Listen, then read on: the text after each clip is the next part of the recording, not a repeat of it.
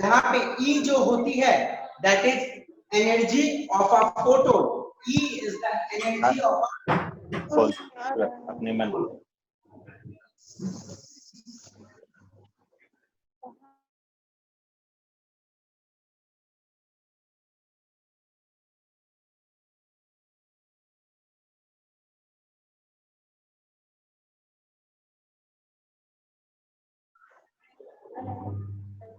पढ़ा कैसे होगा ये? इसकी वैल्यू कितनी होती है? कोई मुझे बता सकता है कि प्लैंक कांस्टेंट का वैल्यू कितना होता है? Anybody can you tell me the value of Planck's constant? बेटा जल्दी से। 3 × 10⁸ यार वो तो लाइट की स्पीड होती है।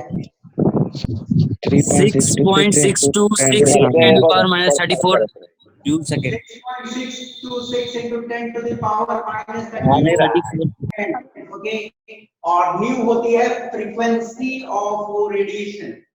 Okay, new is frequency of that radiation. Okay, तो प्लैंक ने क्या बोला था कि एनर्जी जो फ्लो होगी छोटे छोटे पैकेट्स में होगी, और हर पैकेट का जो एनर्जी होगा उसको इस फॉर्मूला से हम लोग देंगे। सबको क्लियर है ये वाला? याद होगा? याद है कि नहीं याद है? याद है सर। Yes, very good. और इस फॉर्मूला को यदि और एक दूसरे फॉर्म में लिखा जाए तो हम लोगों ने देखा था we can write it E is equal to hc/λ, है ना? आई सपोज सबको याद हो ये न्यू को मैं c/λ लिख सकता हूँ। E is equal to hc/λ, ये भी एनर्जी ऑफ फोटोन का ही फॉर्मूला है। और फर्दर मैंने बोला था कि एक एटम जो है वो फोटोन्स को एब्जॉर्ब करेगा या रेडिएट करेगा, और कितने सारे फोटोन्स एब्जॉर्ब करेगा या कितने सारे फोटोन्स को रेडिएट करेगा। द एनर्जी एब्जॉर्ब्ड और given out is given by nhc/λ। n is what? number of photons, और फोटोन्स के नंबर जो रहेंगे हमेशा इंटीग्रल में, मतलब नेचुरल नंबर्स 1 2 3 4 ऐसे रहेंगे। And this one we can say energy absorb और एनर्जी एमिटेड। एक एटम मानो 5 फोटोन एब्सॉर्ब किया तो n की जगह 5 रखेंगे, और जो फोटोन एब्सॉर्ब किया उसका वेवलेंथ डालेंगे। प्लैंक कांस्टेंट का वैल्यू सबको मालूम है, स्पीड ऑफ लाइट सबको मालूम है, एनर्जी निकल सकती है। ओके, आई सपोज ये तीन फार्मूला जो बेसिक फार्मूला है प्लैंक्स क्वांटम थ्योरी की, सबके दिमाग में क्लियर होनी चाहिए। और एक बार प्लीज बेटा इन सारे फार्मूलाज को देख लो, क्योंकि मैं आगे बढ़ने वाला हूँ। ध्यान से सारे फार्मूलाज को, आई सपोज सबके दिमाग में ये फॉर्मूला क्लियर होगी। क्लियर हो गई? आगे बढ़े? चलो आगे बढ़ूं कि और कुछ पूछना चाहते हो इसमें? नो, चलिए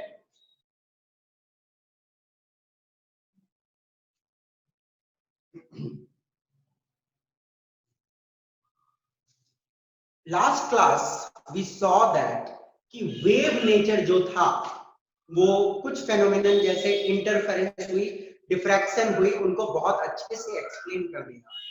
बट बहुत सारे ऐसे फिनोमेनन थे जैसे फोटो इलेक्ट्रिक इफेक्ट, उनको बहुत अच्छे से जो वेव नेचर है एक्सप्लेन नहीं कर पा रहा था। मैंने आपको लिखवाए थे 4 पॉइंट्स और बोला था कि वो चारों को अच्छे से वेव नेचर एक्सप्लेन नहीं कर पा रहा था। उसको कौन एक्सप्लेन करेगा? Particle nature. और पार्टिकल नेचर के बारे में प्लैंक ने हमें बता दिया कि पार्टिकल नेचर क्या होता है, उस पार्टिकल की एनर्जी क्या होती है। ओके, अब चलो हम लोग देखते हैं फोटो इलेक्ट्रिक इफेक्ट को। जो फोटो इलेक्ट्रिक इफेक्ट को एक्सप्लेन नहीं कर पाया था वेव नेचर, और वो किस तरह से एक्सप्लेन हुई थी with the help of particle nature. Okay, चलिए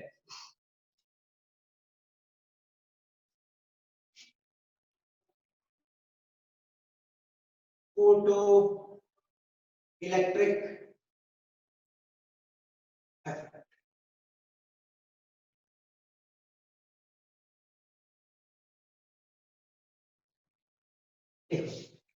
ध्यान से देखना है फोटो इलेक्ट्रिक इफेक्ट क्या है, हम लोग समझेंगे थोड़ी देर में। पहले ये समझ लो कि इस फिनोमेनन को किसने ऑब्जर्व किया था। इसको सबसे पहले एच हर्ट्ज हेनरिच हर्ज ने ऑब्जर्व किया, ठीक है। His name was हेनरिच हर्ज, जिसने इस इफेक्ट को सबसे पहले ऑब्जर्व किया। और इस इफेक्ट को जहां ऑब्जर्व किए थे उसने, उसको उस सेटअप को हम लोग देखते हैं सबसे पहले, ठीक है। उसने एक ऐसा ट्यूब लिया, डिस्चार्ज ट्यूब, ठीक है। उन्होंने एक डिस्चार्ज ट्यूब ली, उस डिस्चार्ज ट्यूब के अंदर में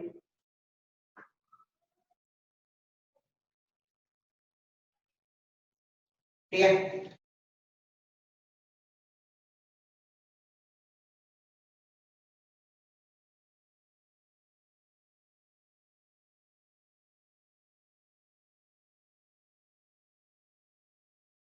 और इसको कनेक्ट किया to a positive source, okay. और यहां पे उन्होंने एक मेटल लगाया and the metal was connected to the negative source, okay.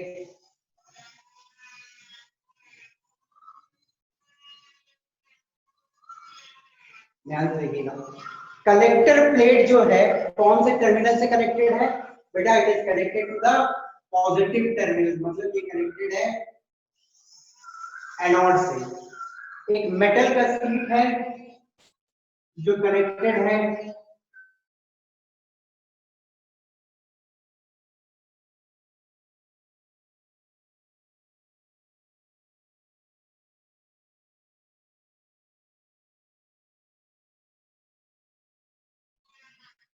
Ammeter का क्या काम होता है? करंट मेजर करता है sir, current measure. Current measure करता है, ओके।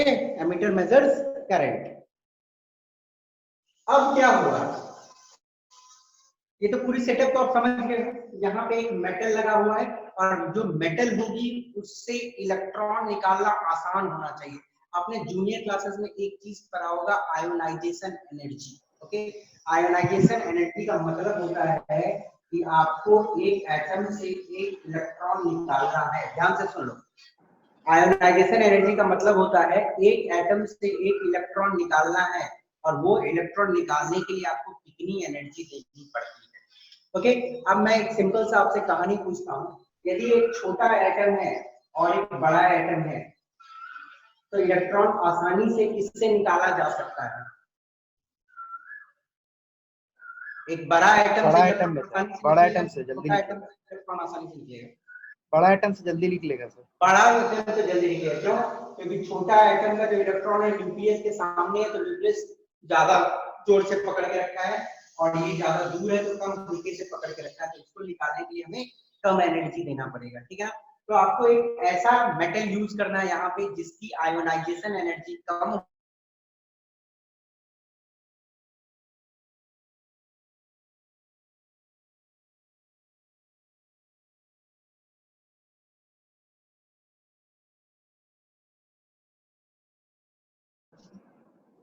और किया जाता है इस वाले पे लाइट डाली जाती है, ओके। इस पे क्या डाला जाता है? लाइट। अंडरस्टूड? ये तो एक्सपेरिमेंटल सेटअप जिसमें लाइट डाली है। अंडरस्टूड? एक्सपेरिमेंटल सेटअप सबको समझ आ गया होगा। अब देखना है कि इस एक्सपेरिमेंट को कैसे किया गया या ऑब्जर्वेशंस क्या है। When light strikes certain metals like potassium, rubidium or cesium. Yes, yes sir. Good morning. बोलो, कुछ बोलना चाहते हो? आप लोग प्लीज अपने माइक को बंद रखो, रिक्वेस्ट है, माइक को बंद रखो बेटा, नहीं तो मैं नाम लेता हूँ। When light strike, जब लाइट स्ट्राइक करती है certain metals like potassium, rubidium and cesium etc, electrons are emitted.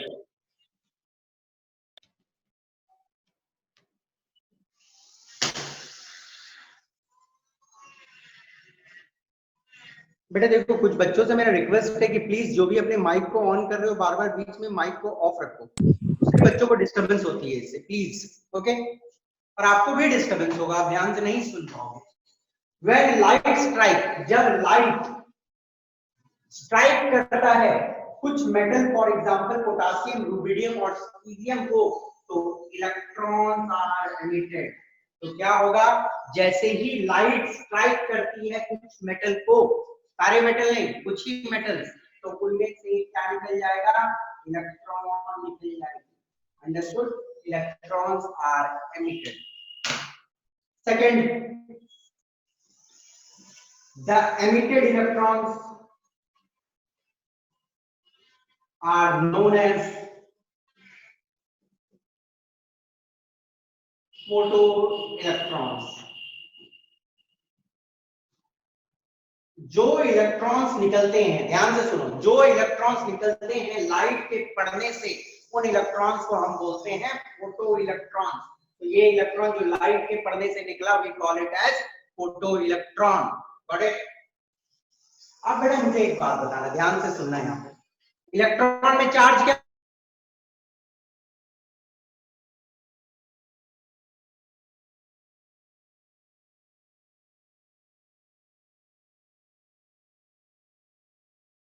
Electron में चार्ज होता है नेगेटिव, और ये जो कलेक्टर प्लेट है वो कौन सी चार्ज है इसमें, पॉजिटिव। पॉजिटिव। तो नेगेटिव इलेक्ट्रॉन पॉजिटिव प्लेट की तरफ अट्रैक्ट होगा कि नहीं, यस सर। होगा। तो नेगेटिव इलेक्ट्रॉन पॉजिटिव प्लेट के अट्रैक्ट होगा, तो ये पूरे में जब घूमेगा तो इस सर्किट में करंट सेटअप होगी कि नहीं होगी,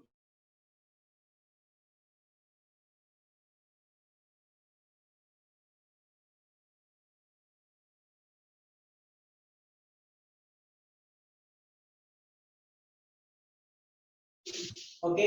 और एमिटर में जब आपको डिफ्लेक्शन दिखती है, का मतलब क्या है, इस सर्किट में एक current flow. Okay, the current setup, the current develop. इस माइक को बंद कर दीजिए, जब हो गया आपका काम तो माइक को बंद कर दो। The current develop,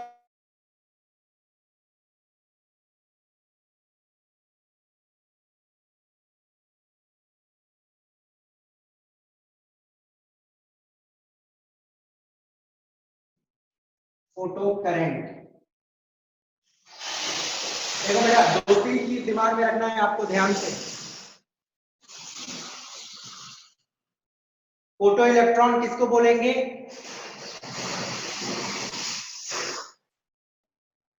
photo electron किसको बोलेंगे, लाइट के पड़ने से जो इलेक्ट्रॉन निकलती है उसको हम लोग बोलेंगे फोटो इलेक्ट्रॉन। और फोटो इलेक्ट्रॉन के चलते जो करंट सेटअप होगा उसको हम बोलेंगे फोटो करंट। ठीक है ना? आप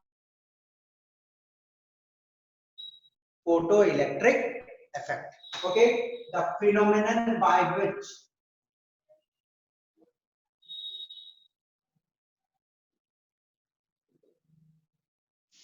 photo current is developed is known as photo electric effect। I suppose आप सभी को समझ आ गया होगा कि फोटो इलेक्ट्रिक इफेक्ट क्या होता है। उस प्रक्रिया जहां पे, उस प्रक्रिया को जहां पे फोटो करंट डेवलप होती है, इसके द्वारा, फोटो इलेक्ट्रॉन के द्वारा, उसे हम लोग बोलते हैं फोटो इलेक्ट्रिक इफेक्ट। अंडरस्टूड? फिर से सुन लो, उस प्रक्रिया जिसके द्वारा फोटो करंट डेवलप होती है is known as photo electric. समझ के ध्यान से, और कुछ इसमें नहीं है कि फोटो इलेक्ट्रिक इफेक्ट क्या होती है, सबको समझ आ गई होगी। और फोटो इलेक्ट्रिक इफेक्ट में जो ध्यान देने का चीज है, जो क्वेश्चन बनती है कि जो एमिटर प्लेट होता है, इसको हम लोग बोलते हैं एमिटर प्लेट भी बोलते हैं। क्या बोलते हैं? Emitter plate. एमिटर प्लेट मतलब इलेक्ट्रॉन जहां से निकलती है, ध्यान देना है, क्वेश्चन जो पूछे जाते हैं। एमिटर प्लेट जो होता है वो कौन से टर्मिनल से कनेक्टेड होगा? नेगेटिव। नेगेटिव से। कलेक्टर प्लेट किससे कनेक्टेड होगा? पॉजिटिव से।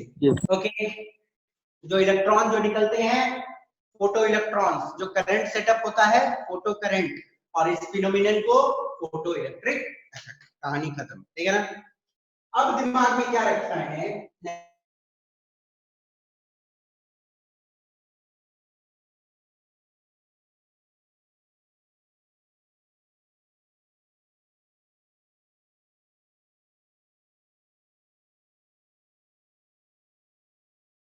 थे, हम लोग उसको सबसे पहले गौर उसको क्लिक कीजिए, ऑडियो डिवाइस को क्लिक कीजिए।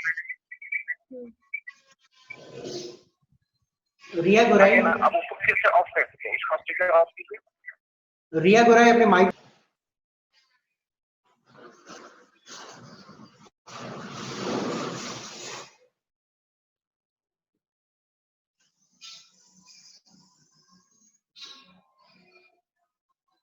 इस ये एक्सपेरिमेंट को करने के बाद क्या क्या ऑब्जर्वेशन देखा गया था इस एक्सपेरिमेंट में, चलो हम electrons are emitted as light. अब ध्यान से देखना है ये सब point. Electrons are emitted as light strike the metal surface.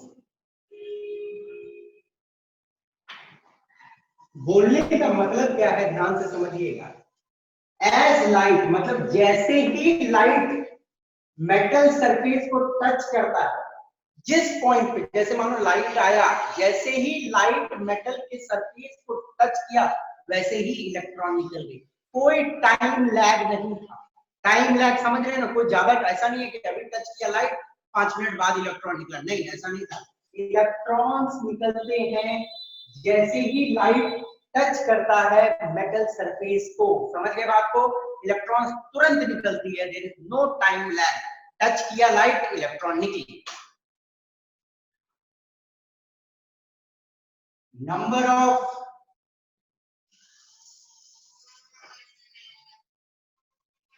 photoelectrons is directly proportional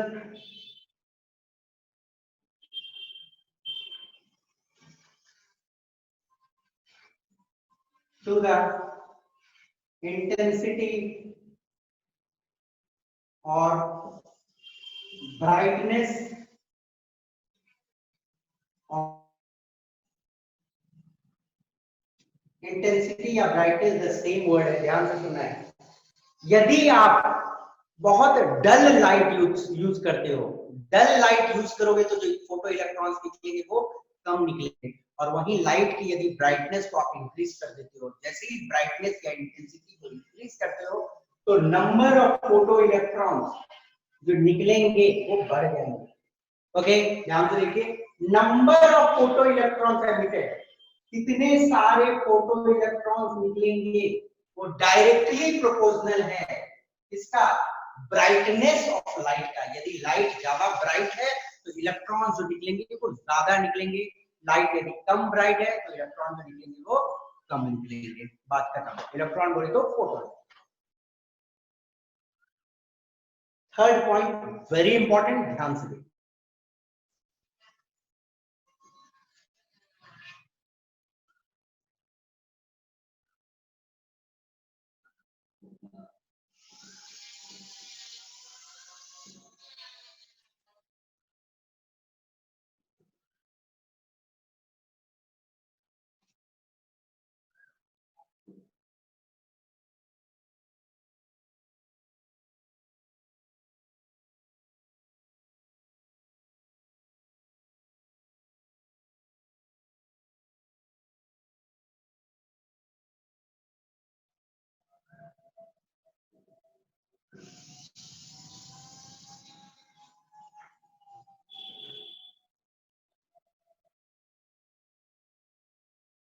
point को जो मैं देख लिखा हूं इसको बाद में मैं समझाता हूं, पहले ध्यान से समझो। हर एक मेटल का, समझो ये एक मेटल एक्स है, ठीक है ना, ये क्या बोलता है कि एक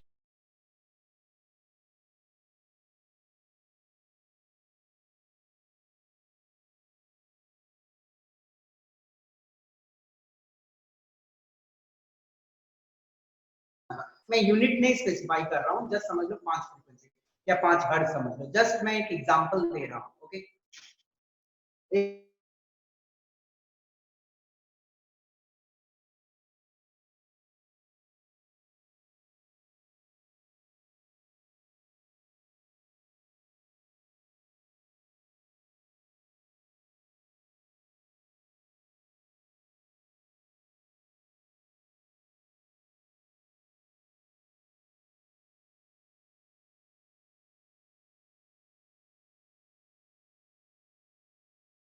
है जिससे नीचे वो इलेक्ट्रॉन को नहीं निकालेगा। जैसे समझो फॉर एग्जांपल ये एक मेटल है एक्स, इसने बोला कि मैं 5 का लाइट मेरे पे पड़ेगा तभी मैं इलेक्ट्रॉन निकालूंगा। तो यदि आप इस पे 4 का फ्रीक्वेंसी वाला लाइट डालोगे तो इलेक्ट्रॉन नहीं निकलेगी, 5 का डालोगे तो निकल जाएगी, 6 का डालोगे तब भी निकल जाएगी, 7 का डालोगे तो भी निकल जाएगी। ठीक है ना? और ये हर एक मेटल के लिए क्या होता है, डिफरेंट होता है, समझ गए? और उस मिनिमम फ्रीक्वेंसी जहां पे इलेक्ट्रॉन निकलेगा और उससे नीचे नहीं निकलेगी, उस फ्रीक्वेंसी को एक मेटल के लिए बोलते हैं थ्रेशोल्ड फ्रीक्वेंसी। ध्यान से देखिएगा, एक मिनिमम फ्रीक्वेंसी होती है जो कैरेक्टरिस्टिक होती है हर एक मेटल की। ध्यान से सुनो, एक मिनिमम फ्रीक्वेंसी होती है जो कैरेक्टरिस्टिक होती है डिफरेंट मेटल की, उसके नीचे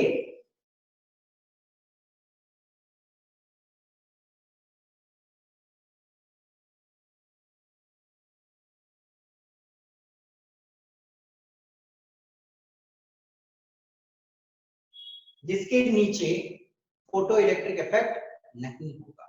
समझ गए बात को?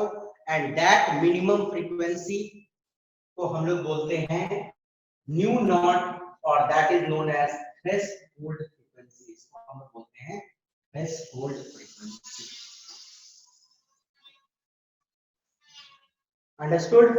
अब मेरा एक क्वेश्चन आपके सामने, एक मेटल बोला कि मेरे ऊपर 10 वाला फ्रीक्वेंसी पड़ेगा तभी मैं इलेक्ट्रॉन निकालूंगा। ओके, अब क्या हुआ, उसके ऊपर मैंने 11 वाला लाइट डाल दिया, तो उसका थ्रेशोल्ड फ्रीक्वेंसी कितना है? कोई बोल सकता है क्या? जल्दी से सुनो मेरी बात को।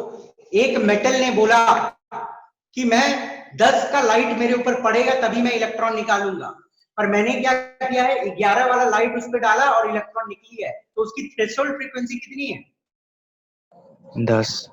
10 ही होगी, क्योंकि जिसपे उसने जिद ठाना है वो ही थ्रेशोल्ड फ्रीक्वेंसी होती है। Got it?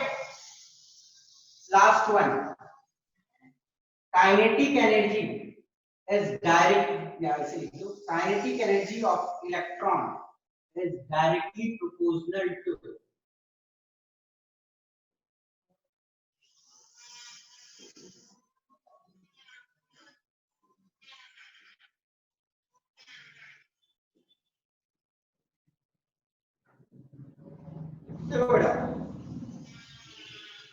काइनेटिक एनर्जी जो इलेक्ट्रॉन का होगा, काइनेटिक एनर्जी जो इलेक्ट्रॉन का होगा that will be directly proportional to frequency of light. यदि फ्रीक्वेंसी ऑफ लाइट ज्यादा होगा तो इलेक्ट्रॉन जो निकलेगी उसकी काइनेटिक एनर्जी ज्यादा होगी। अंडरस्टूड?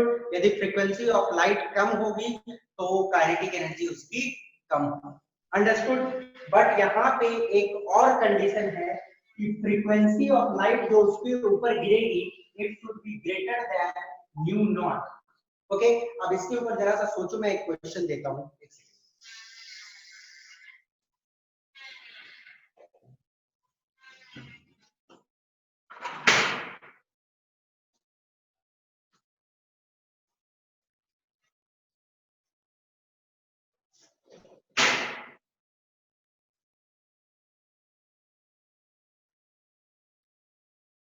ओके, हाँ ये क्वेश्चन जो है आपके सामने में, ध्यान से सुनिएगा कि क्यों न्यू को न्यू नॉट से बड़ा रहना पड़ेगा तभी काइनेटिक एनर्जी कुछ रहेगी।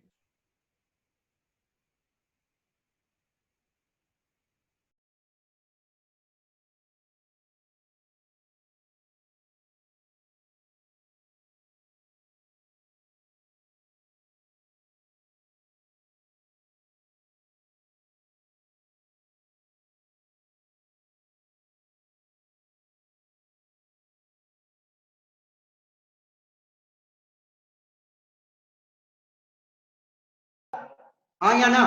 No sir. नहीं निकलेगा। और बेटा जब इलेक्ट्रॉन निकलेगा ही नहीं तो उसके पास क्या काइनेटिक एनर्जी रहेगा? नहीं ना रहेगा। सीधी सी बात है। तो सिंपल सी बात है, काइनेटिक एनर्जी रहने के लिए इसके पास मिनिमम जो रिक्वायरमेंट है 10 की लाइट पढ़ने की, उससे ऊपर वाली फ्रीक्वेंसी पढ़नी चाहिए, तब ना 10 का एनर्जी से ये इलेक्ट्रॉन निकालेगा, फिर जो एक रिमेनिंग एनर्जी है उसके कारण उसमें कुछ काइनेटिक एनर्जी आएगी। अंडरस्टूड? तो हमेशा एक चीज आपको दिमाग में रखनी है कि काइनेटिक एनर्जी यदि इलेक्ट्रॉन के पास रहना है, जो निकलेगा उसकी मतलब कुछ काइनेटिक एनर्जी तभी रहेगी जब जो लाइट गिर रहा है उसकी फ्रीक्वेंसी थ्रेशोल्ड फ्रीक्वेंसी से ऊपर रहनी चाहिए, तभी इलेक्ट्रॉन निकलेगा और तभी इलेक्ट्रॉन के पास कुछ काइनेटिक एनर्जी रहेगी। Got it? तो ये थी एक्सपेरिमेंटल ऑब्जर्वेशन एक्सपेरिमेंट।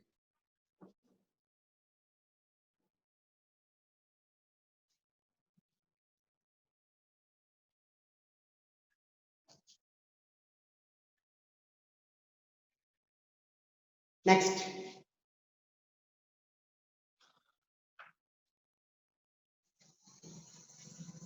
देखो, तो फोटो इलेक्ट्रिक इफेक्ट तो आप लोग सब समझ गए कि फोटो इलेक्ट्रिक इफेक्ट होती क्या है, बट यहाँ पे एक कहानी है कि फोटो इलेक्ट्रिक इफेक्ट फेल कैसे हुआ, मतलब फोटो इलेक्ट्रिक इफेक्ट को वेव नेचर कैसे एक्सप्लेन नहीं कर पाया, ये हम आप सभी को मालूम है, और अगर सपोज नहीं भी मालूम हो तो देख लो, energy is directly proportional to intensity और ब्राइटनेस। ये क्लासिकल थ्योरी बोलती है।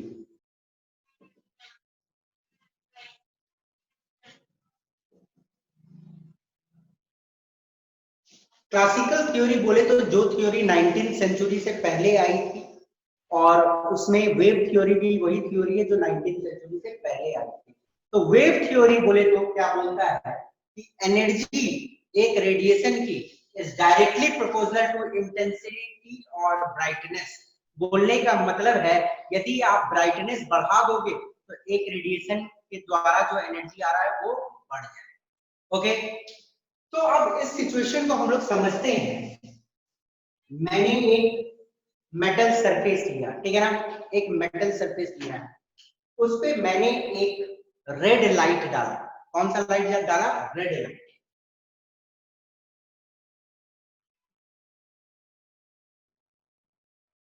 आप सभी को मालूम है विग्योर, यदि हम लोग देखें तो विग्योर में रेड की फ्रीक्वेंसी सबसे कम है कि सबसे ज्यादा है? रेड की फ्रीक्वेंसी सबसे कम है कि सबसे ज्यादा है? कम है सर। सबसे कम है। तो रेड की एनर्जी सबसे ज्यादा है कि सबसे कम है? ज्यादा है sir.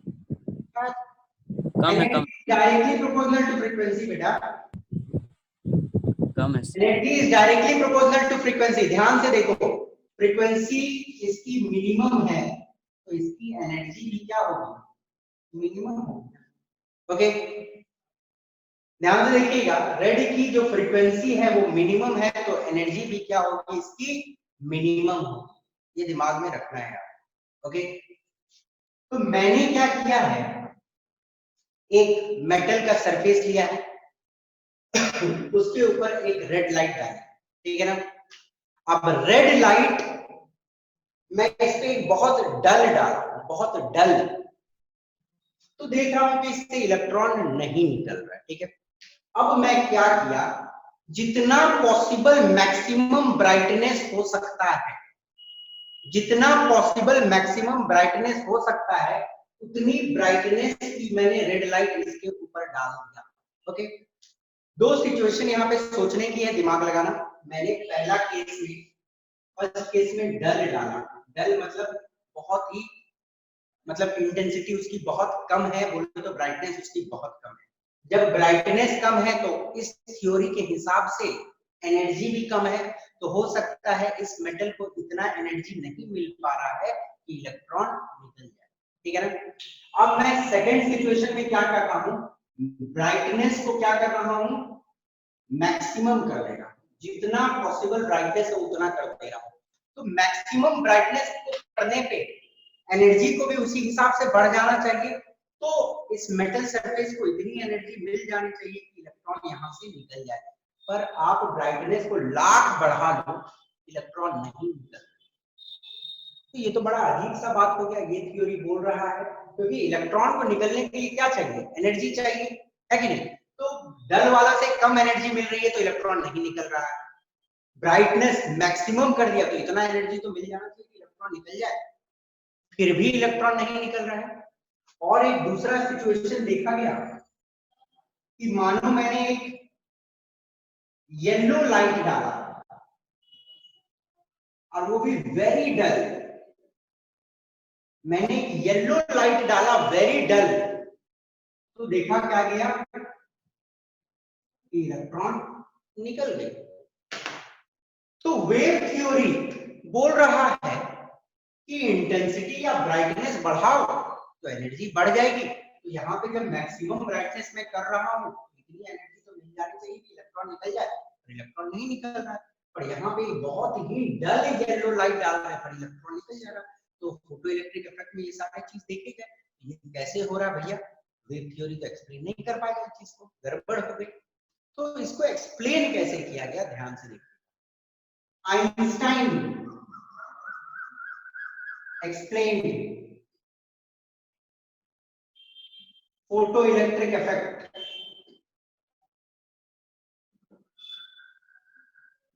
using Planck's quantum theory in 1905। Einstein ने फोटो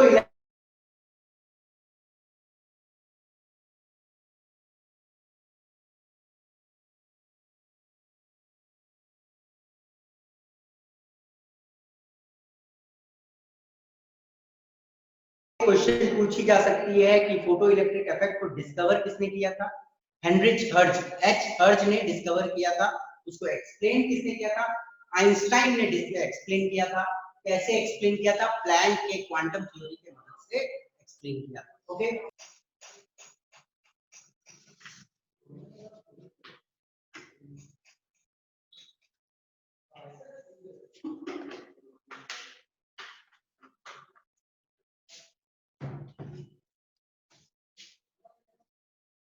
बड़े ध्यान से देखनी है इस चीज को, ठीक है, बहुत इंपॉर्टेंट है।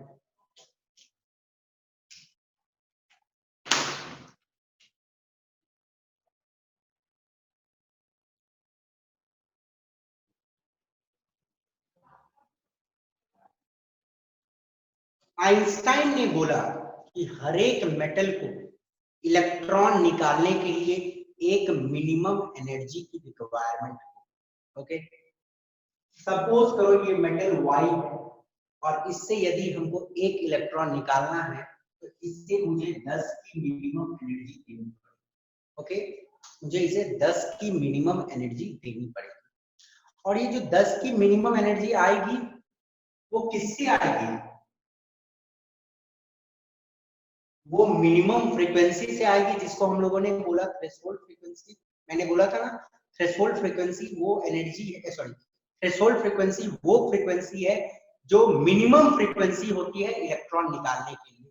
और मिनिमम फ्रीक्वेंसी वाले से मिनिमम एनर्जी आएगा और उस एनर्जी का फॉर्मूला होगा E = h0। आप लोगों को मैंने लास्ट क्लास में बताया था ना कि एनर्जी का फॉर्मूला क्या होता है, एनर्जी का फॉर्मूला होता है h0। ओके, तो मिनिमम एनर्जी रिक्वायर्ड है एक मेटल के द्वारा इलेक्ट्रॉन निकालने के लिए, और वो मिनिमम एनर्जी किससे आएगी, मिनिमम फ्रीक्वेंसी वाले रेडिएशन से आएगी। और उस मिनिमम फ्रीक्वेंसी वाले रेडिएशन को हम बोलेंगे थ्रेशोल्ड फ्रीक्वेंसी। अंडरस्टूड। अब एक टर्म आइंस्टाइन ने डिफाइन किया, that is known as work function. Okay, इसको हम लोग फाई से डिनोट करते हैं। आइंस्टाइन ने एक टर्म दिया that is known as work function, जिसको डिनोट किया जाता है फाई से, ठीक है ना। वर्क फंक्शन का मतलब क्या होता है, पहले ध्यान से समझो। The minimum frequency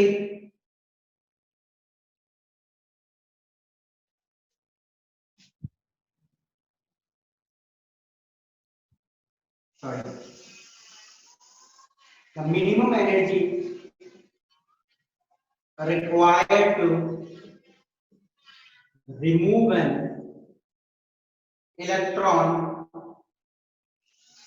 from a metal surface. Einstein ने एक टर्म दिया, ध्यान से देखना है वो टर्म क्या है, वर्क फंक्शन। वर्क फंक्शन क्या होती है, मिनिमम एनर्जी जो रिक्वायर्ड है एक इलेक्ट्रॉन को मेटल सरफेस से निकालने के लिए। वर्क फंक्शन क्या होती है, वो मिनिमम एनर्जी जो जरूरत पड़ती है एक इलेक्ट्रॉन को मेटल सरफेस से निकालने के लिए। और work function is a energy only ना, द मिनिमम एनर्जी, तो इसका फॉर्मूला हो जाएगा h nu naught, ठीक है ना। वर्क फंक्शन का फॉर्मूला है h nu naught। nu naught क्यों, क्योंकि यही मिनिमम फ्रीक्वेंसी होती है जो मिनिमम एनर्जी देगा। ओके, समझ गए। अब आइंस्टाइन ने बोला कि सपोज करो ये 10 वाले एनर्जी से इलेक्ट्रॉन निकाल दो। ओके, इलेक्ट्रॉन निकाल दिया, अब आइंस्टाइन ने बोला कि मानो इस पे मैं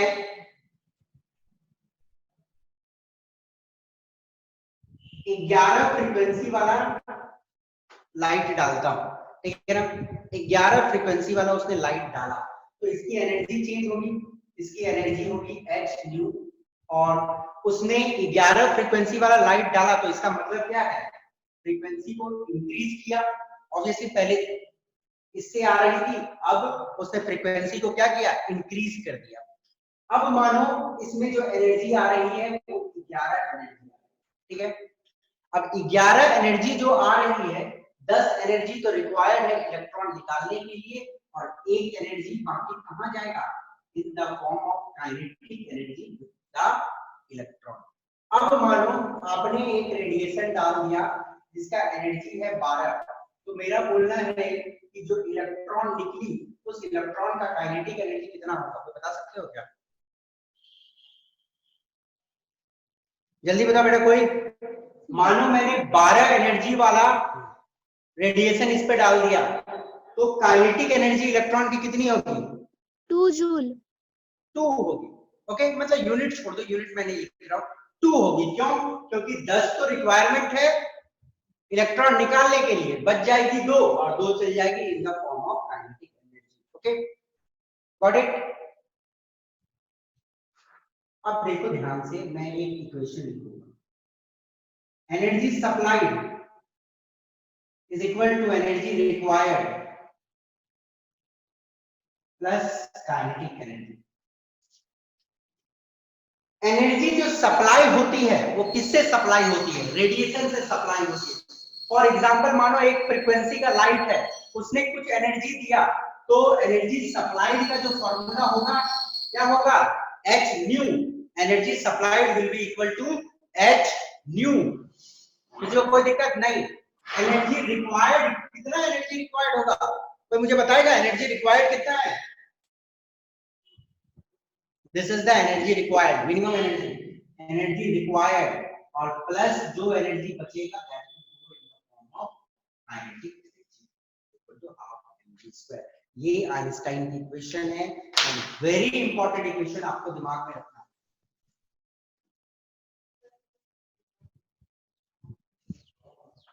आइंस्टाइन ने क्या बोला, आप जितना भी एनर्जी को सप्लाई करोगे, जितना भी एनर्जी को सप्लाई करोगे उसकी कुछ पार्ट यूज होगी इलेक्ट्रॉन को निकालने में, और बाकी काइनेटिक एनर्जी के फॉर्म में इलेक्ट्रॉन के साथ जाएगा। ओके, अब इस इफेक्ट को आइंस्टाइन ने जो एक्सप्लेन किया है, क्या किया है, छोटा छोटा पैकेट ऑफ एनर्जी को लिया है। h nu क्या होता है, छोटे छोटे पैकेट ऑफ एनर्जी। ओके, तो आइंस्टाइन ने इस फेनोमेनन को एक्सप्लेन करने के लिए छोटे छोटे पैकेट ऑफ एनर्जी, मतलब प्लैंक के क्वांटम थ्योरी को यूज किया और फोटोइलेक्ट्रिक इफेक्ट को एक्सप्लेन कर दिया कि जो एनर्जी सप्लाई होती है कुछ पार्ट यूज होती है इलेक्ट्रॉन निकालने में और कुछ पार्ट चली जाती है काइनेटिक एनर्जी के फॉर्म में। तो ये इक्वेशन आपको बहुत अच्छे से दिमाग में याद करके रखना। ओके बेटा, सबको क्लियर है, any problem here you can ask me, कोई भी दिक्कत है यहाँ पे आप मुझसे पूछ सकते हो, एनीबॉडी, किसी को कोई दिक्कत कि आगे बढ़ो।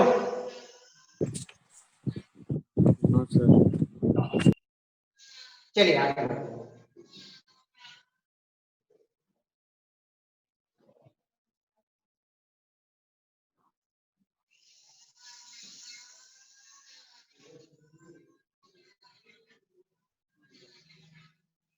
कुछ ग्राफ मैं आपके सामने अभी डील करूंगा, क्योंकि फोटो इलेक्ट्रिक इफेक्ट में कुछ ग्राफ्स इंपॉर्टेंट होते हैं, तो इन ग्राफ को मैं आप ही से पूछूंगा, आप मुझे बताओ कि ये ग्राफ कैसे है।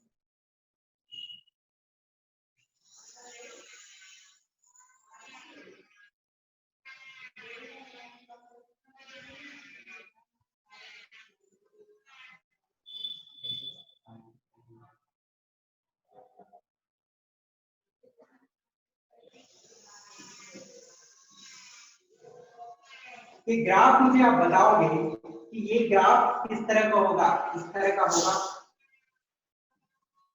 ये ग्राफ इस तरह का होगा, ये ग्राफ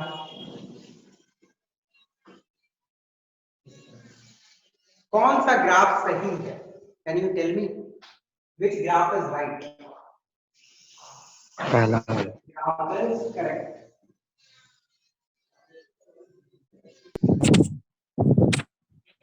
चलो बताओ विच ग्राफ इज करेक्ट, जल्दी बताइएगा। First one.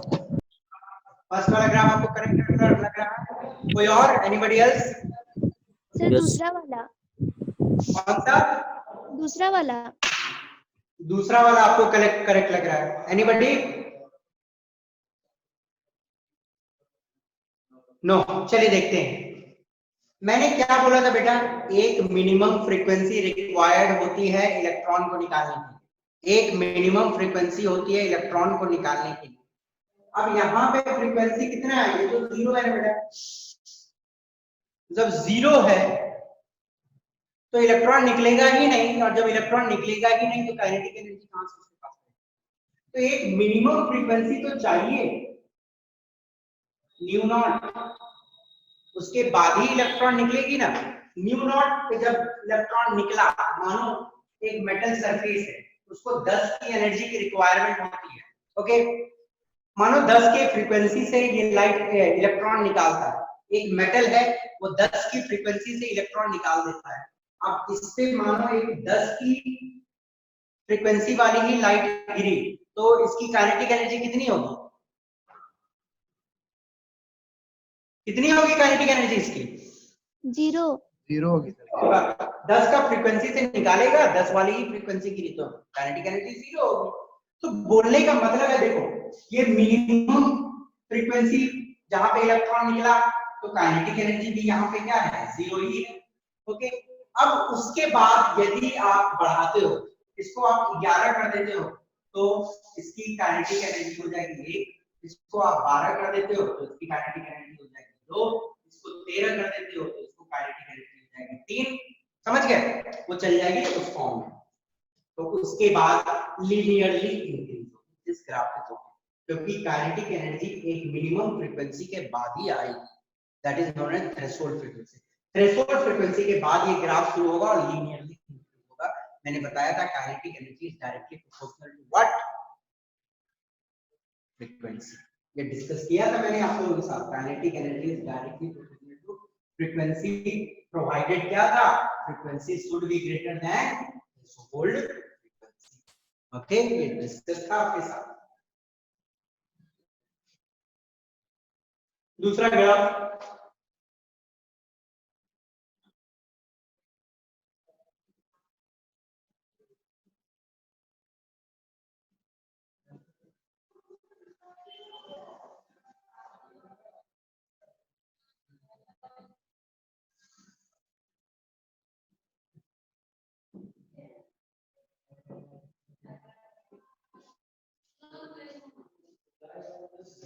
कौन सी ग्राफ सही है? सर पहला वाला। पहला वाला सही है ऑब्वियसली, क्योंकि इंटेंसिटी, देखो मैंने क्या बोला था, ध्यान से सुनिएगा। इंटेंसिटी का मतलब क्या होता है कि कितने सारे रेज गिरेंगे। मानो इससे इलेक्ट्रॉन निकालने के लिए 10 की एनर्जी की रिक्वायरमेंट होती है, तो मानो जो लाइट गिर रहा है वो 12 का गिर रहा है, तो एक गिरा तो एक इलेक्ट्रॉन निकला जिसका एनर्जी है 2। अब मान लो दूसरा भी गिरा दिया एक और 12 का, तो दूसरा इलेक्ट्रॉन निकलेगा उसकी भी 2, और एक गिरा दो तो भी इलेक्ट्रॉन निकलेगा उसकी भी 2। तो बोलने का मतलब क्या है, रेस बढ़ाने से इलेक्ट्रॉन की काइनेटिक एनर्जी नहीं बढ़ रही है, बट नंबर ऑफ इलेक्ट्रॉन्स बढ़ रहे हैं। तो काइनेटिक एनर्जी इंटेंसिटी के साथ क्या रहती है, स्ट्रेट रहती है। इंटेंसिटी आप लाख बढ़ा दो, काइनेटिक एनर्जी नहीं बढ़ेगा, वो कांस्टेंट रहेगा। समझिए बात को।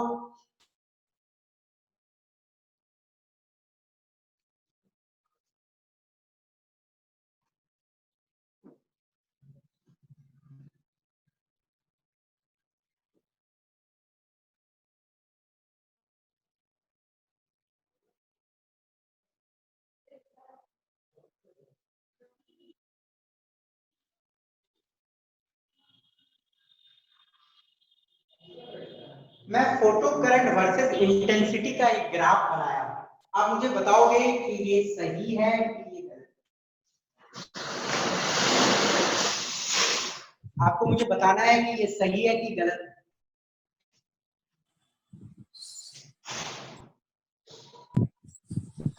एनीबॉडी? सही है सर।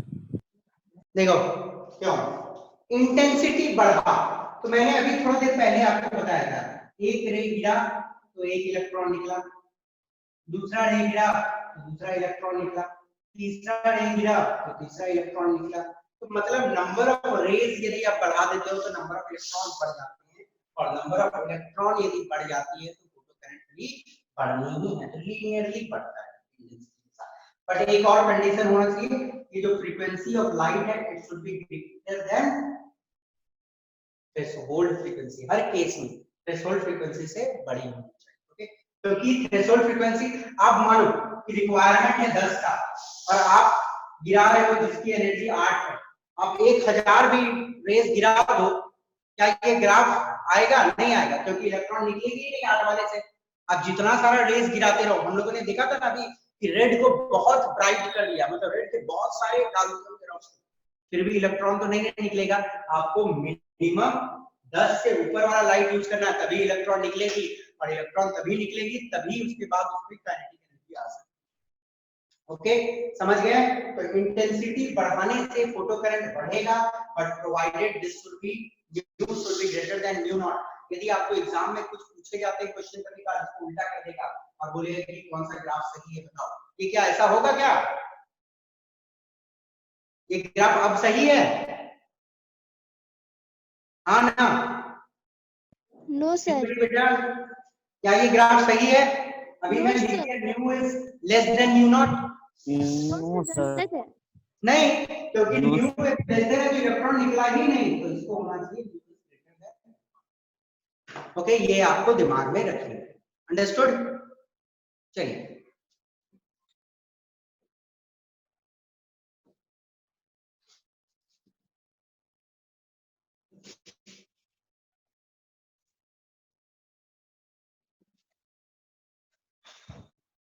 बड़े देर द होल पावर कट गया है, कोई बैकअप नहीं है, बैकअप भी खत्म हो चुकी है, गर्मी से हालत खराब है। समझ आ रही है कि नहीं आप लोगों को? Yes sir. Okay, I suppose, क्योंकि मुझे लग रहा है कि I am not able to deliver you nicely, बहुत ज्यादा गर्मी है, मुझे फील हो रहा है कि मैं डिलीवर नहीं कर रहा हूँ सही से। पर क्या आप लोगों को ऐसा प्रॉब्लम हो रहा है क्या समझने में कुछ? No sir. No no sir. Because power is fully gone, backup हमारे पास खत्म हो चुकी है, कुछ प्रॉब्लम है हमारे सर्किट में यहाँ पे, तो आई सपोज शाम तक ठीक हो जाएगी। चलिए आगे बढ़ते हैं, सिर्फ बार बार कभी खिड़की खोल रहा हूँ कभी कुछ कर रहा हूँ। चलिए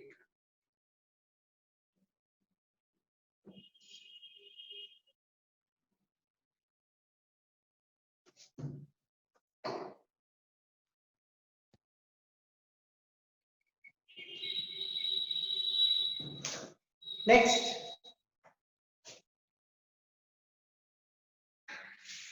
एक और ऐसे फिनोमिनन पे आते हैं हम लोग, that is known as black body radiation.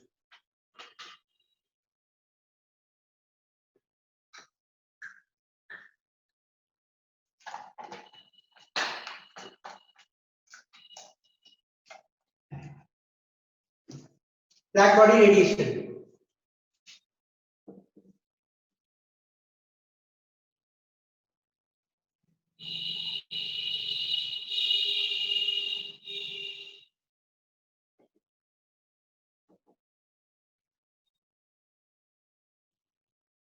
देखिएगा ब्लैक बॉडी रेडिएशन भी एक ऐसा फिनोमेनन, थोड़ा आराम से देखिएगा, कंसंट्रेट करने की कोशिश कीजिएगा आप लोग। ब्लैक बॉडी रेडिएशन एक ऐसा फिनोमेनन है जिसको wave nature of light explain नहीं कर पाता। ओके, इसको एक्सप्लेन किया था पार्टिकल नेचर, किस तरह से एक्सप्लेन किया था और ये क्या होती है हम पहले समझते।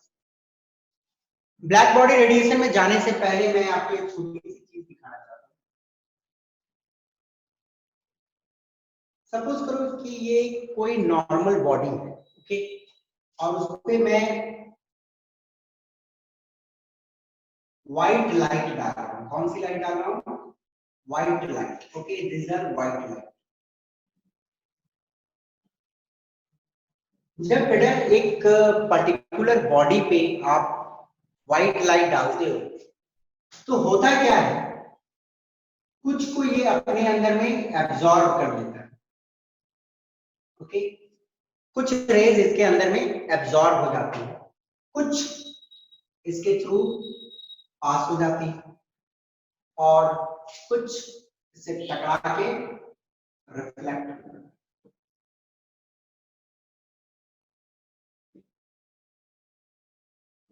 और जो विजिबल रेडिएशन की लाइट रिफ्लेक्ट हो जाती है उसी के कारण आपको एक पर्टिकुलर चीज का कलर दिखता है। मतलब ये मानो कोई एक मैं दिखा रहा हूं आपको, फॉर एग्जांपल ये एक रेड कलर की ढक्कन आपको दिख रही है। ये रेड क्यों दिख रहा है? क्योंकि व्हाइट लाइट इस पे पड़ रहा है। तो व्हाइट लाइट के बाकी सब कंपोनेंट या तो एब्जॉर्ब हो जा रहे हैं या तो ट्रांसमिट हो जा रहे हैं, सिर्फ रेड वाली रिफ्लेक्ट हो रही है। तो जो रेडिएशन विजिबल वाली रिफ्लेक्ट होती है वही कलर के लिए रिस्पॉन्सिबल होता है। तो एक पर्टिकुलर चीज का जो कलर आता है that is because of the reflection of that colour. Okay, understood? तो सपोज दिस इज रेड, क्यों रेड है? क्योंकि रेड कलर की रेडिएशन इससे रिफ्लेक्ट। तो ये तो एक सिंपल सी बात होगी। अब हम लोग यदि बात करें, एक स्टेटमेंट में लिखूंगा, ध्यान से देखिएगा। A body when heated emits radiation over wide range of wavelength.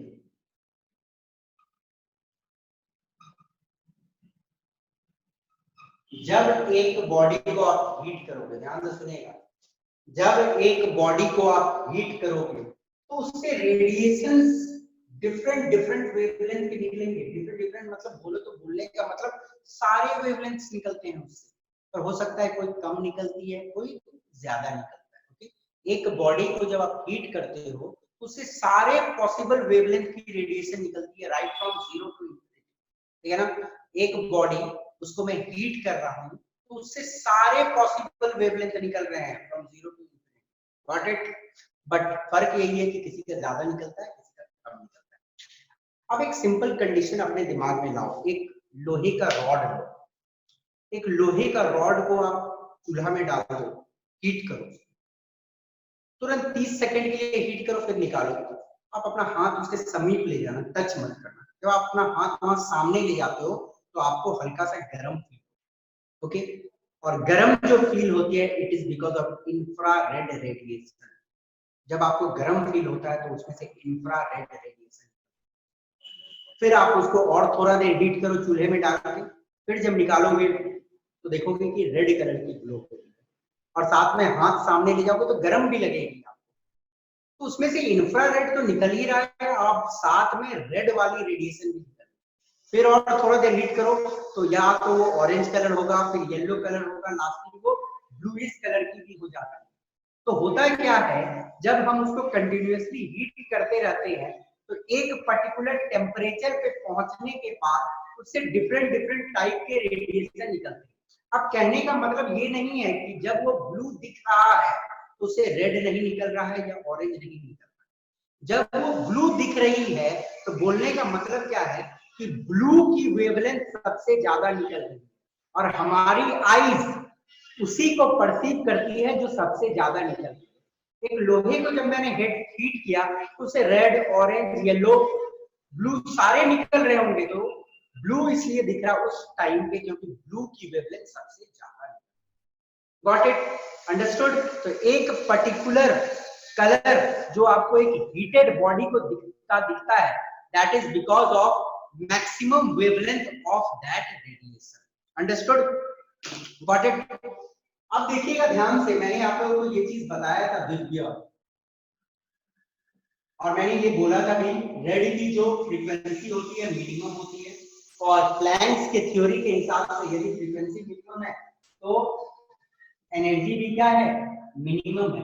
तो सबसे कम एनर्जी है इसलिए सबसे पहले रेड वाली निकलती है, इसलिए सबसे पहले आपको रेड। समझ गए बात? तो ये तो हुआ कि एक बॉडी को जब हम लोग हीट करते हैं, और ऐसे एक बॉडी का मैं एक ग्राफ यदि प्लॉट करूं तो वो ग्राफ कुछ ऐसा आता है, and this graph is of wavelength versus intensity. Intensity बोलने का मतलब क्या है कि कितने अमाउंट ऑफ रेडिएशन निकल रहे हैं। देखो ये वाली वेवलेंथ की बात की जाए, यहाँ पे जो वेवलेंथ एक्स एक्सिस पे ये जो वेवलेंथ है इसकी इंटेंसिटी क्या है? बहुत कम है। ये वाली वेवलेंथ की देखो इंटेंसिटी ज्यादा है, और ये वाली वेवलेंथ की इंटेंसिटी आप देखोगे मैक्सिमम है ना। तो यहाँ पे बोलने का मतलब क्या है, देखिएगा ध्यान से, जिस वेवलेंथ की मैक्सिमम इंटेंसिटी होती है we call it as lambda max. ठीक है ना? लैम्डा मैक्स क्या होता है?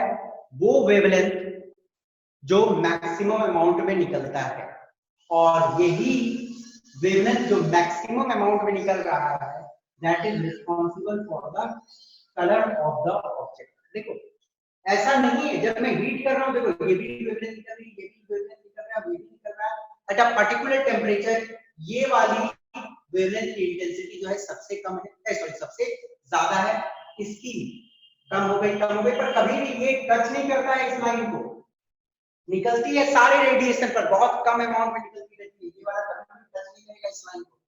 ओके, सारे रेडिएशंस निकलते रहते हैं। Got it? और जो मैक्सिमम अमाउंट में निकल रही है that is responsible for the colour of a particular. अब इस ग्राफ की सिग्निफिकेंस क्या है? यदि इस ग्राफ का सिग्निफिकेंस समझो तो पहला सिग्निफिकेंस इस ग्राफ से आप पकड़ सकते हो कि लैम्डा मैक्स उस टेम्परेचर पे, देखो एक पर्टिकुलर टेम्परेचर पे ये टेम्परेचर चेंज करेंगे तो ये ग्राफ भी चेंज हो जाएगी, और जो रेडिएशन सबसे ज्यादा निकल रहा है उसका मतलब जो रेडिएशन सबसे ज्यादा निकल रहा है उसकी वेवलेंथ भी बदल जाएगी। इसलिए ना हीट करते हैं तो पहले रेड निकलता है क्योंकि रेड सबसे ज्यादा निकल रहा है, फिर और हीट करते जाते हो तो ऑरेंज हो जाता है। मानो क्यों? क्योंकि ऑरेंज की रेडिएशन सबसे ज्यादा निकलते हैं। ओके, तो बोलने का मतलब इस ग्राफ की सिग्निफिकेंस ये है कि एक पर्टिकुलर टेम्परेचर पे जो वेवलेंथ निकल रही है मैक्सिमम, वो हमें बता सकता है उस चीज की कलर क्या है। स्टार्स की जो स्टार होता है, स्टार का भी टेम्परेचर इसी तरह मेजर किया जाता है। स्टार पे जाके तो आप थर्मोमीटर नहीं लगा, तो कैसे मेजर करते हैं? स्टार से आने वाले जो रेडिएशंस हैं उनको हम ऑब्जर्व करते हैं और उसके कलर को देखते हैं, और उस कलर को देखने के बाद हमें पता चलता है कि हाँ ये कलर की जो रेडिएशन आ रही है वो इस टेम्परेचर पे आ रही है। ओके, तो स्टार के भी टेम्परेचर को मेजर करने के लिए we just check the radiations coming from there, और जो रेडिएशन हमारी आंख परसीव कर रही है मतलब वही मैक्सिमम निकल रही है, और वो मैक्सिमम निकलेगी एक पर्टिकुलर टेम्परेचर की, तो हम टेम्परेचर स्टार्स मेजर कर सकते हैं। तो ये सिंपल में डिस्कशन हुई एक बॉडी को जब हम लोग हीट करते हैं। ओके, अब आपके सामने है कि हम लोगों ने एक टॉपिक लिखा है ब्लैक बॉडी। अब ब्लैक बॉडी क्या है? देखो एक नॉर्मल बॉडी पे यदि आप बहुत सारे रेडिएशंस डालते हो तो कुछ एब्जॉर्ब होती है, कुछ ट्रांसमिट होती है, जो बाहर निकलती है उसको बोलते हैं ट्रांसमिट हो गई, और कुछ रिफ्लेक्ट हो जाती है। पर एक ब्लैक बॉडी एक ऐसा बॉडी होता है उस पे यदि आप दुनिया के सारे रेडिएशंस डाल दोगे तो वो सारे को ऑब्जॉर्ब कर लेगा, वो कुछ को रिफ्लेक्ट नहीं करता है। किसी को भी रिफ्लेक्ट नहीं करेगा। तो एक ब्लैक बॉडी उस बॉडी को बोलते हैं जो सारे रेडिएशंस को एब्जॉर्ब कर सकता है। ओके, तो if you define black body,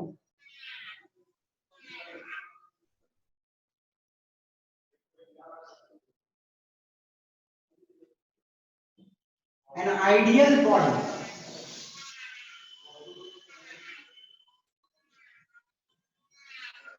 which emits or absorbs radiation over all frequencies।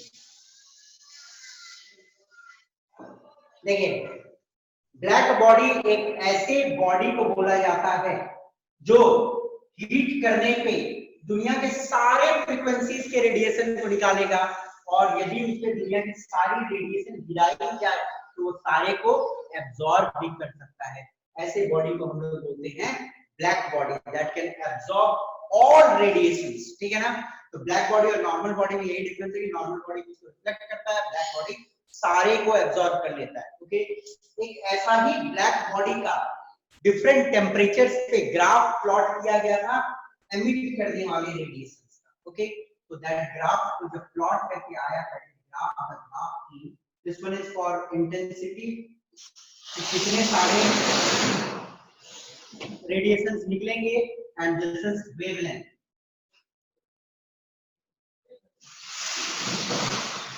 तो थियोरेटिकल ग्राफ आई थी, तो ग्राफ वाज लाइक दिस। मानो ये वाला मैंने प्लॉट किया 5000 केल्विन पे, ठीक है? 5000 केल्विन पे मैंने एक ग्राफ प्लॉट किया था एक ब्लैक बॉडी का, तो ग्राफ आई थी। प्रैक्टिकल ग्राफ जो एक्सपेरिमेंट करने के बाद आया था वो कुछ ऐसा आया था, बट वहीं इस ग्राफ को यदि प्लॉट किया गया था वेव थ्योरी के हिसाब से, ये ग्राफ आया था कुछ, ये क्लासिकल थ्योरी के हिसाब से प्लॉट कर दिया गया।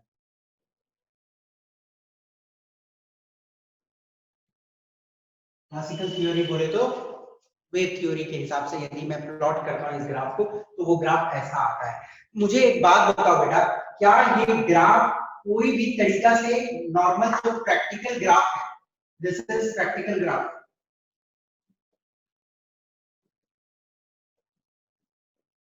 से मिलता जुलता है?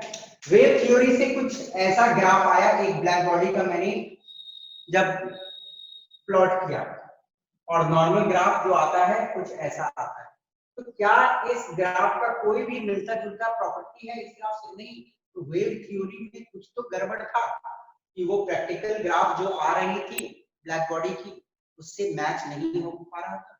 ऑब्वियसली क्लासिकल थ्योरी में कुछ एरर थी, और फिर यदि प्लैंक्स की थ्योरी को लगा के ग्राफ को वापस प्लॉट किया गया तो ठीक इसी प्रकार मैच हो।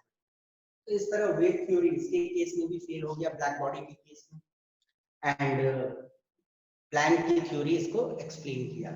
बड़े और कभी कभी आपसे पूछी जाती है what is black body radiation? Black body radiation, the radiation emitted by a black body, ठीक है ना? ब्लैक बॉडी रेडिएशन क्या होती है? जो रेडिएशन एक ब्लैक बॉडी से निकलेगा उसको हम लोग बोलेंगे ब्लैक बॉडी रेडिएशन। ओके, तो ब्लैक बॉडी रेडिएशन में बस आपको इतना समझना है यहाँ पे कि जब बॉडी को हीट किया जाता है तो उससे सारे प्रकार के फ्रीक्वेंसीज निकलते हैं। ओके, कुछ के ज्यादा निकलते हैं, कुछ के कम निकलते हैं। जो सबसे ज्यादा निकलते हैं उसको हम लोग लैम्डा मैक्स बोलते हैं, और वही रिस्पॉन्सिबल होते हैं कलर के। तो ये तो नॉर्मल बॉडी की बात हो गई। फिर हम लोगों ने ब्लैक बॉडी का बात किया। ब्लैक बॉडी एक ऐसा परफेक्ट बॉडी है जिससे सारे रेडिएशंस निकलते हैं हीट करने पे, like this only, normal body के जैसा। बट नॉर्मल बॉडी के जैसा एब्जॉर्बिंग कैपेसिटी नहीं है, ये सारे को एब्जॉर्ब कर सकता है, पर नॉर्मल वाले सारे को एब्जॉर्ब नहीं कर सकता है। और ब्लैक बॉडी रेडिएशन क्या होती है? The radiation emitted by a black body. और आप ग्राफ को यहाँ पे देखोगे, प्रैक्टिकल ग्राफ जो थी वेवलेंथ वर्सेस इंटेंसिटी, तो ये वाली जो रेडिएशन थी ये मैक्सिमम अमाउंट में निकल रही थी। ओके, और ये वाला देखो कितना था। फिर जैसे ही यहाँ पे पहुंचे फिर ये कम होता गया, तो मतलब कुछ इस प्रकार की ग्राफ आ रही थी जो ब्लैक बॉडी रेडिएशन की थी, बट वो कभी भी क्लासिकल थ्योरी से मैच नहीं हो रहा। ओके, तो क्लासिकल थ्योरी फेल हुआ, वेव थ्योरी सॉरी ये क्या बोलते हैं उसको, क्लासिकल थ्योरी फेल हो गया और प्लैंक की जो पार्टिकल थ्योरी थी वो इसको एक्सप्लेन किया। Understood? So I suppose black body radiation आप लोगों को क्लियर होगी, but you understand black body and black body radiation क्या होती है। किसी को कोई डाउट है इस टॉपिक में तो आप उसको पूछ सकते हैं। एनीबॉडी? नो? चलो आगे बढ़ते हैं।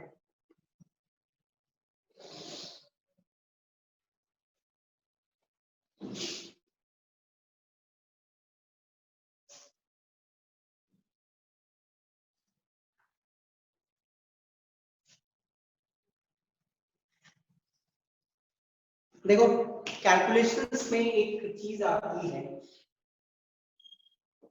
अक्सर आप लोगों को इलेक्ट्रॉन वोल्ट में दे दिया जाता है, बोला जाता है क्वेश्चंस को बनाने के लिए, क्योंकि और इलेक्ट्रॉन वोल्ट में दिया जाता है और जूल में बहुत सारी चीज दी जाती है, तो इलेक्ट्रॉन वोल्ट और जूल के बीच में कन्वर्सन आपको आनी चाहिए। सबसे पहले समझ लो 1 इलेक्ट्रॉन वोल्ट क्या होती है।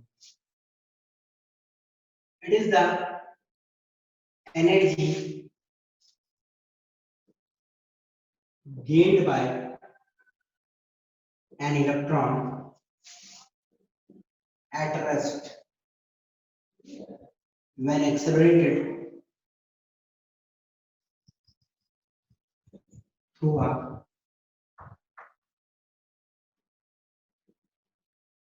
potential of 1 volt। देखो मैं क्या करता हूं, मैंने